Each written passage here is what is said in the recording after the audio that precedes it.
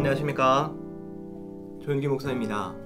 거울부터 성심교회는 전 성도가 함께하는 성경 통독과 매주일 성경 퀴즈를 진행합니다.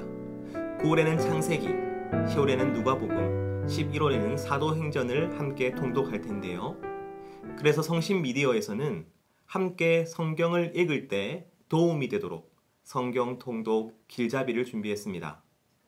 성경을 읽으시기 전에 그 성경의 저자와 기록 목적과 그리고 길잡이를 보시고 읽으시면 훨씬 더 큰 유익이 있을 것입니다. 그리고 각 장의 주제를 정리하겠습니다. 성경을 읽기 전에 보시면 가이드가 되시고 성경을 읽은 후에 보시면 정리가 잘 되시리라고 믿습니다. 오늘은 그 첫 시간으로 창세기를 함께 살펴보도록 하겠습니다. 창세기의 저자는 모세입니다.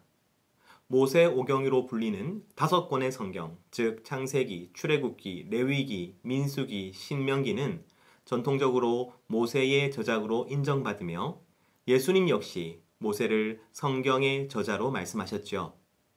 모세오경은 동일한 신학과 연결된 줄거리를 가지고 있으므로 만약 모세가 5권 중 1권의 저자라면 5권 모두의 저자임도 분명합니다.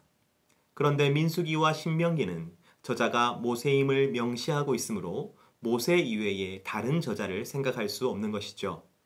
모세는 이제 막 출애굽하여 애굽의 노예를 벗어난 이스라엘 백성들을 위하여 창세기를 저술하였습니다.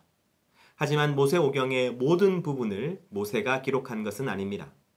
모세의 죽음에 관한 기록은 후대에 첨삭되었을 것입니다. 창세기의 기록 목적은 시작을 뜻하는 창세기의 본서의 내용과 아주 밀접한 관계를 가집니다.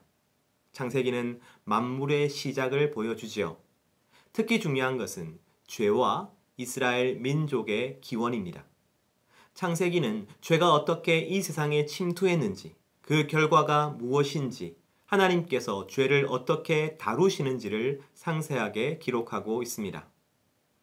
또 하나님께서 아브라함을 택하셔서 그를 통해 이스라엘 민족을 형성하시는 과정을 구체적으로 묘사하고 있죠.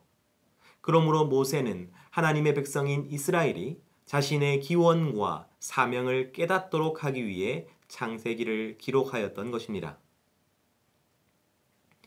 창세기는 두 부분으로 나누어집니다. 첫째 부분은 1장에서 11장까지로서 창조와 함께 영광스럽게 시작된 하나님 나라가 인간의 죄로 말미암아 붕괴되는 과정입니다. 둘째 부분은 12장에서 50장까지로서 하나님 나라가 다시 재건되고 회복되는 과정입니다. 하나님 나라 재건에 부름받은 자들은 아브라함과 그의 후손입니다. 창세기가 말하는 바를 3가지만 요약한다면 첫 번째는 하나님의 주권입니다. 하나님은 주권적으로 이 세상을 창조하셨으며 주권적으로 인류 역사와 개인의 삶에 개입하십니다. 인간의 역사는 하나님의 계획이 순서에 따라 펼쳐지는 무대인 것이죠. 그러므로 주의 백성들은 자신이 처한 상황이 아무리 어렵고 힘들더라도 절망할 필요가 없습니다. 두 번째는 소명입니다. 창세기는 부르심의 책이라고 해도 과언이 아니죠. 하나님은 부르심을 통해 특별한 관계를 형성하시고 부르심의 대상들에게 약속과 축복을 주십니다. 하나님의 부르심에 순응하기 위해서는 희생과 대가가 필요하지만 창세기는 소명이야말로 가장 확실한 축복의 통로임을 보여주는 것입니다. 세 번째는 언약의 주권적인 이행입니다. 창세기의 특징은 하나님께서 사람들과 끊임없이 언약을 맺으신다는 데 있습니다. 하지만 사람들은 끊임없이 하나님과의 약속을 위험에 빠뜨리죠. 사람은 하나님의 놀라운 축복을 약속으로 받았지만 그 약속이 성취될 때까지 자신들의 몫을 감당할 능력이 없습니다. 그러나 창세기는 하나님께서 인간에게 은혜로운 약속을 주실 뿐만 아니라 그 약속이 실현되게 하시는 분임을 말하고 있는 것입니다. 이제 우리는 모두 함께 창세기를 읽습니다. 창세기를 읽으며 우리의 삶 또한 하나님의 주권 아래 있으며 하나님께서 우리를 소명으로 부르셨고 우리를 향한 은혜로운 약속을 하나님께서 반드시 실현시키실 것임을 기억하기를 소원합니다.